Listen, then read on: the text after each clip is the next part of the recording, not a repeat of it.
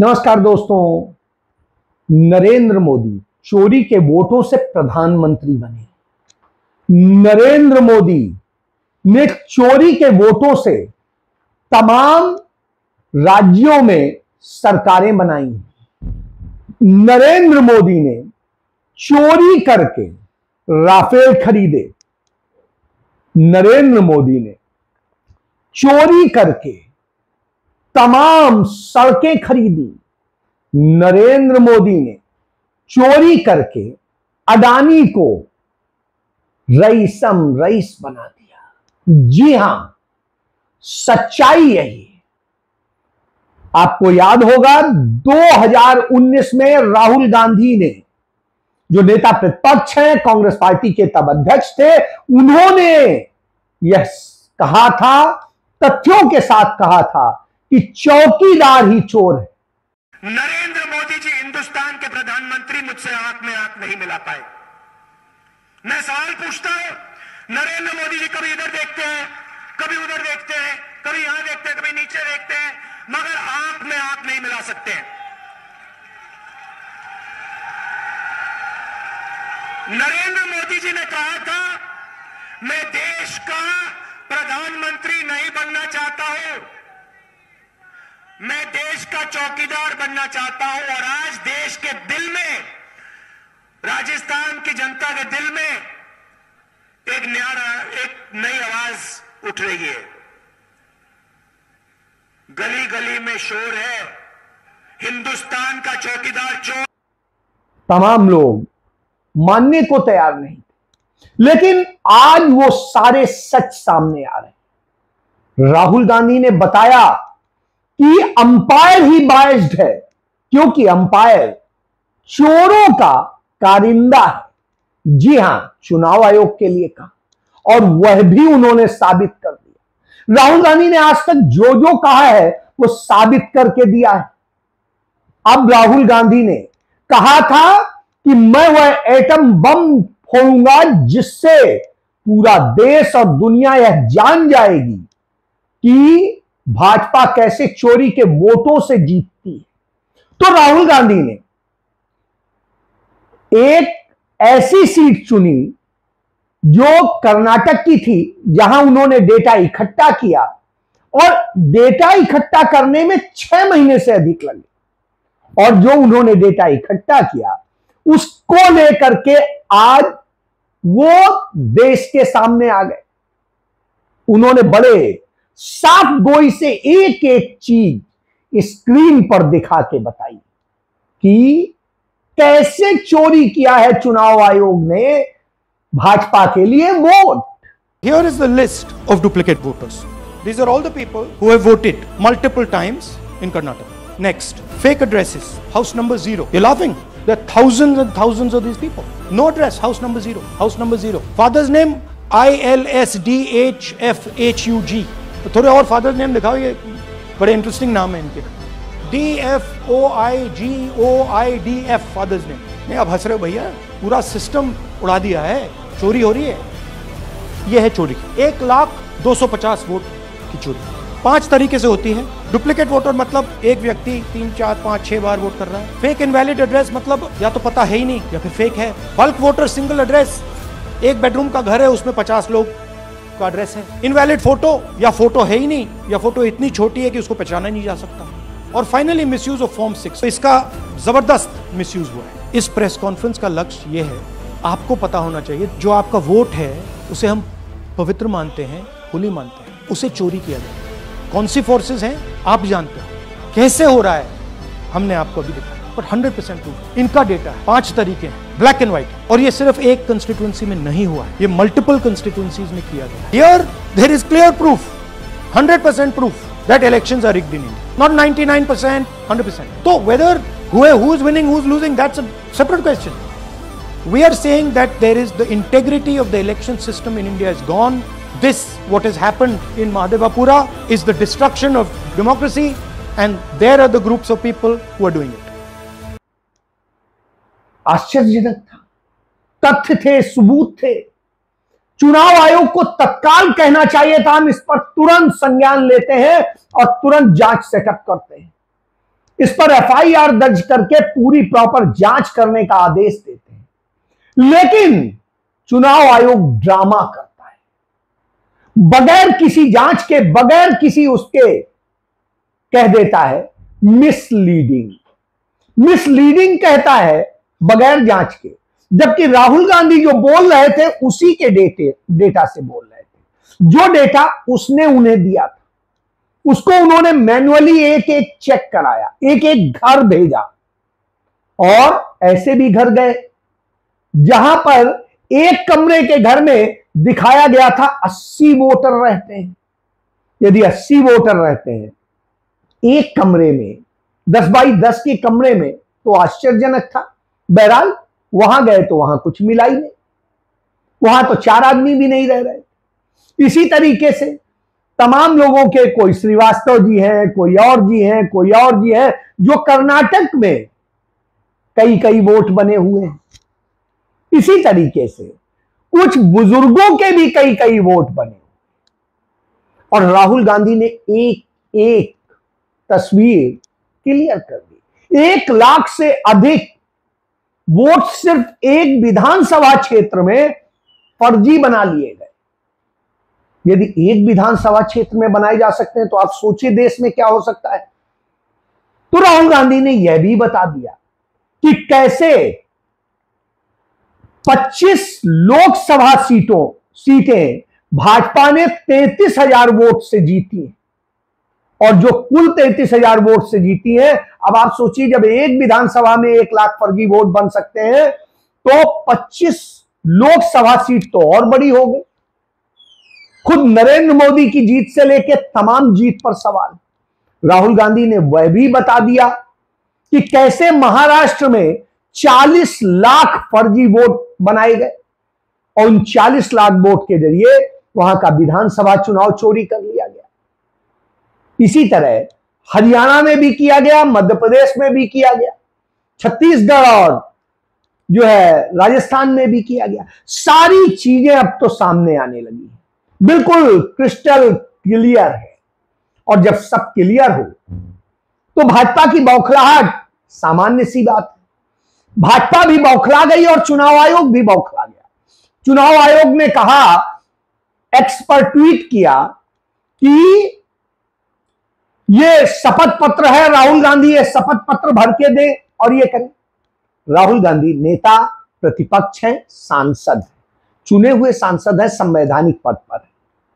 संवैधानिक पद पर बैठा हुआ व्यक्ति सार्वजनिक प्रेस कॉन्फ्रेंस में ऑन कैमरा हर बात कह रहा है, वह अपने आप में ओथ।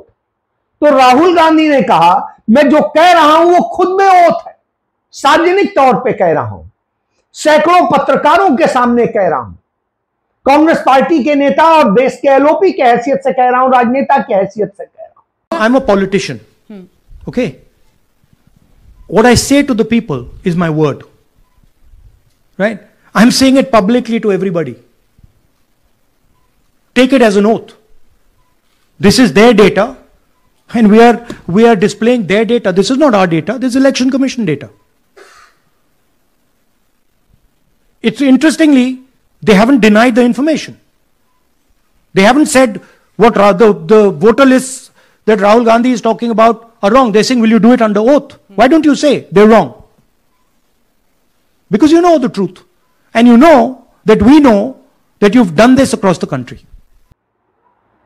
आपको यदि मेरी बात गलत लगती है तो मुझ पर एफआईआर दर्ज कर लीजिए, और नहीं तो इस पे एफआईआर दर्ज करके जांच करिए और दोषी को सामने लेके आइए। लेकिन चुनाव आयोग है, वो जानता है कि उसने चोरी की, तो वो ऐसा कैसे करे? तो वो चर्चा को भटकाने के खेल करता है। बहरहाल राहुल गांधी न भटकने वाले थे न कुछ। गोदी मीडिया के कुछ पत्रकार वहां इस तरह के सवाल पूछ करके पूरी चर्चा को डिरेल कराना चाहते थे, तो राहुल गांधी ने उसका भी जवाब दे दिया। का एसआईआर की बात बिहार में होगी, आगे यहां बात वोट चोरी की हो रही, पहले वो होने दीजिए, और वो करी। और कहा, अब कल सड़क पर बेंगलुरु में मैं नजर आऊंगा, तो वहां पर बात करेंगे। तो सीधी सी बात, वोट चोरी करके और दुनिया में खुद को यह दिखा के कि हमें तो जनता जिता रही है, राहुल गांधी ने उस गुब्बारे की हवा निकाल दी। नमस्कार, मैं राजनीतिक परिवार में पैदा हुआ। जब मैं छोटा सा था 1980 में प्रियंका और मैं घर में लेई बनाते थे, रात को निकलकर पोस्टर चिपकाते थे। चुनाव समझता हूं, 20 साल से मैं स्वयं चुनाव लड़ रहा हूं। पोलिंग कैसे होती है, पोलिंग बूथ कैसे मैनेज किया जाता है, वोटर लिस्ट, फॉर्म 17, ये सब मैं गहराई से समझता हूं। कुछ समय पहले हमें दाल में काला लगा। चुनाव के नतीजे आते थे, मूड एक तरीके का होता था, रिजल्ट दूसरे तरीके का। मुझे याद है उत्तराखंड में हम चुनाव हारे। बाद में मैंने कैंडिडेट से पूछा कि जहां रोड शो हुआ था वहां जाके देखिए हमें कितने वोट मिले। हजारों लोग आए थे, पोलिंग बूथ में किसी ने वोट नहीं किया। यह असंभव था, ये हो ही नहीं सकता। उसके बाद छत्तीसगढ़ और मध्य प्रदेश के रिजल्ट, हमें लगा कुछ ना कुछ गलत हो रहा है। 2018 में मध्य प्रदेश में चुनाव होता है, हम जीतते हैं, हमारी सरकार चोरी हुई थी। 2023 में चुनाव होता है, मैंने अपने आंखों से भारत जोड़ो यात्रा में देखा, भयंकर एंटी इनकम्बेंसी, और हमें 65 सीट मिलते हैं। इम्पॉसिबल, हो ही नहीं सकता। और फिर महाराष्ट्र में पहली बार हमें सबूत मिला, विधानसभा और लोकसभा के बीच में जादू से नए वोटर आते हैं, और जहां भी इन नए वोटर्स ने वोट किया वहां वोट बीजेपी को गया। महाराष्ट्र चुनाव के बाद जब हमें डाउट हुआ, हमारे गठबंधन के सारे नेताओं ने प्रेस कॉन्फ्रेंस किए और हमने इलेक्शन कमीशन से कहा कि आप हमें वोटर लिस्ट दीजिए, वीडियो रिकॉर्डिंग दीजिए। इलेक्शन कमीशन ने मना किया, ना उन्होंने हमें वोटर लिस्ट दी और ना उन्होंने वीडियो रिकॉर्डिंग दी। डाउट हुआ, क्यों नहीं दे रहे, क्या कारण है? तो हमारे दिमाग में सवाल उठा, क्या इलेक्शन कमीशन बीजेपी की मदद कर रहा है? क्या इलेक्शन कमीशन ही इलेक्शन को चोरी करवा रहा है? इसके बाद हमने एक टीम सेटअप की और हमने उन्हें कहा कि आप जाइए, एक कंस्टिट्यूएंसी में जाके ढूंढिए, सच्चाई ढूंढिए, किस प्रकार से चीटिंग की जा रही है, किस प्रकार से यह काम किया जा रहा है और कौन कौन इस काम को कर रहे हैं। सबसे महत्वपूर्ण बात यह है कि इलेक्शन कमीशन डिजिटल डेटा नहीं देता है, फिजिकल डेटा देता है। मतलब लाखों कागज में वोटर लिस्ट दे देगा, मगर डिजिटल वोटर लिस्ट किसी को कभी नहीं देता है। क्यों नहीं देता? कारण क्या है? कारण है कि अगर डिजिटल डेटा मिल जाए तो इलेक्शन कमीशन की सच्चाई पूरे देश को पता लग जाएगी। हमने टीम को बताया, मैंडेट दी कि आप जाके चेक कीजिए, आप 5-7 सीटों पे पता लगाइए कि चीटिंग हुई, और अगर हुई तो कैसे हुई। टीम ने हमें एक दिन बताया कि 5-7 सीटों पे काम किया ही नहीं जा सकता। क्यों? मैंने उनसे पूछा क्यों नहीं किया जा सकता। उन्होंने मुझे ये कागज दिखाए। ये जो कागज हैं, ये एक लोकसभा के कागज नहीं है, ये एक विधानसभा के कागज है, और इन कागजों को हमने मैन्युअली सॉर्ट करना पड़ा। और पूरा का पूरा काम जो हुआ है, इसमें 6 महीने लगे हैं, और एक असेंबली सीट में हम ये काम कर पाए हैं। क्यों? क्योंकि डिजिटल डेटा नहीं दिया जाता। अगर इलेक्शन कमीशन ने हमें डिजिटल डेटा दिया होता तो हम ये कार्रवाई पूरे देश में, हर लोकसभा में, हर विधानसभा में 15 मिनट में करके दिखा देते। हमारे पास अनलिमिटेड रिसोर्सेज नहीं है, इसलिए हमने ये रिसर्च सिर्फ एक लोकसभा में, एक विधानसभा सीट में की। मगर मुझ में अब पूरा भरोसा है कि ऐसी 100 से ज्यादा सीटें हैं हिंदुस्तान में। जो यहां हुआ है उन सीटों में भी हुआ है। और याद रखिए, अगर बीजेपी को 10-15 सीटें कम आती तो आज नरेंद्र मोदी प्रधानमंत्री नहीं होते, इंडिया गठबंधन की सरकार होती। इसकी हवा निकलनी है कि भाजपा के लोग, आप जानते हैं जिस तरह से ट्रोलर्स और पूरी आर्मी उनकी लग जाती है, वो बौखला गई। गोदी मीडिया बौखला गया, वो इधर से उधर बातें करने लगा, लेकिन वास्तविकता छिपाओगे कहां?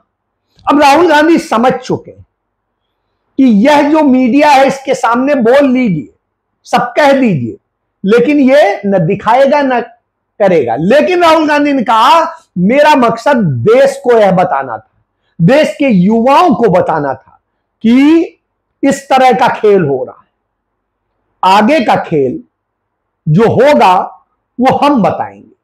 तो स्वाभाविक सी बात, अब जनता बताएगी, सड़क पर बताया जाएगा। तो राहुल गांधी का सच बताना अखर जाता है। उधर बिहार में तेजस्वी यादव ने SIR का सच बताया और किस तरह से फ्रॉड हो रहा है उसका खुलासा किया था कि उनका जो एपिक नंबर है वो तो नंबर ही नहीं वो हो रहा है और वो तो काट दिया गया। और जो फर्जी एपिक नंबर किसी ने बनाया उसकी जांच करने, उस पर कार्रवाई करने की बजाय चुनाव आयोग उनसे पूछ रहा है ये कैसे बन गया। अरे बनाया तुमने तो तुम बताओगे कि हम बताएंगे? स्वाभाविक सी बात है, इसको जांचिए। तो वह जांचने की स्थिति नहीं।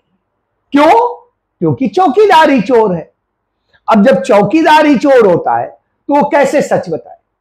यही खेल पूरे देश में चल रहा है। आपको याद होगा रक्षा खरीद के तमाम मामले आए, चाहे राफेल घोटाला हो, चाहे और दूसरे तमाम असलहे हो, और अडानी अंबानी की फर्जी कंपनियों के जरिए विदेशी माल को भारत में लाके उनका ठप्पा लगा करके और भारत सरकार को बेच देने का जो धंधा हुआ वो किसी से छिपा नहीं। अब वो सारी चीज किसने एक्सपोज करी? राहुल गांधी ने करी। राहुल गांधी बार बार अडानी अडानी करके एक एक चीज उन्होंने खोल के रख दी। जब खोल के रख दी तो घबराहट होना स्वाभाविक है। तो अडानी हमलावर हो उसकी बजाय भाजपा हमलावर होती है, नरेंद्र मोदी का गैंग हमलावर होता है। जैसे चुनाव आयोग के ऊपर सवाल उठाइए तो नरेंद्र मोदी का गैंग हमलावर होता है, वैसे ही होता है।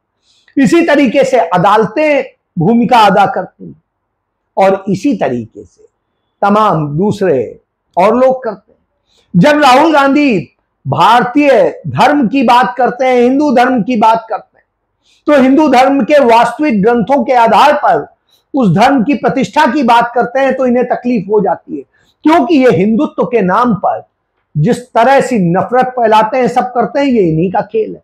हत्याएं कराते हैं ये, कब्जे करते हैं ये, और उसके बाद बताते हैं दूसरे को। और नफरत इस कदर है इन्हें कि उत्तर प्रदेश में तो यादवों और मुसलमानों से नफरत।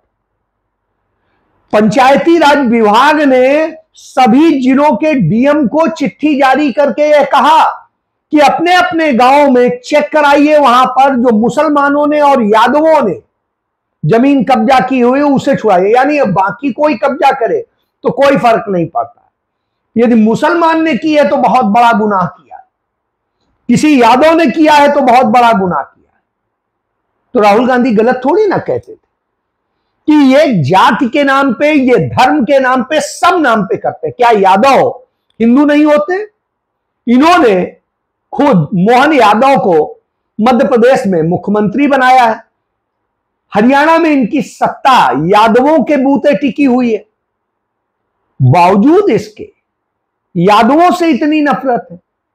फिर जहां जरूरत होती, जम्मू कश्मीर हो या केरल हो, तो वहां मुसलमानों को भी टिकट देने से परहेज नहीं करते। लेकिन बाकी जगह क्या बोलेंगे? नहीं, मुसलमानों को नहीं देंगे। जब अपने बचाव के लिए आएगा तो मुस्लिम उलेमा खड़ा कर लेंगे, उनसे मिलेंगे और तमाम सारे बिके हुए मुस्लिम लेके आ जाएंगे।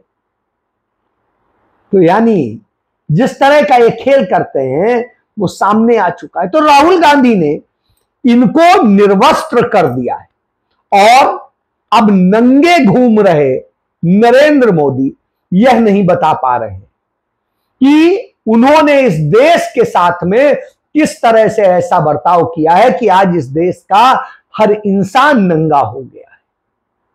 उसके पास कुछ नहीं बचा है क्योंकि सब लूटकर अपने चहेते पूंजीपति मित्रों को दे दिया है। तो राहुल गांधी ने यही सब तो खोला है, इसीलिए राहुल गांधी इनके सबसे बड़े दुश्मन हो जाते हैं। यह आपको जानना चाहिए क्योंकि राहुल गांधी ने आज तक जो कहा वही 100% सच साबित हुआ है, चाहे देश की सीमाओं की बात हो, चाहे देश के अंदर की बात हो। यानी नरेंद्र मोदी के समय में न देश की सीमाएं सुरक्षित हैं, न देश सुरक्षित है, न देश की संस्थाएं सुरक्षित हैं, न आपका वोट सुरक्षित है, न लोकतंत्र सुरक्षित है, न संविधान सुरक्षित है। यानी नरेंद्र मोदी ने सब चोरी कर लिया है धीरे से आपका बनके। यानी सबसे बड़ा गद्दार देश का नरेंद्र मोदी है और उसके साथ यह पूरा तकनीकी काम चल रहा है। जी हां, जय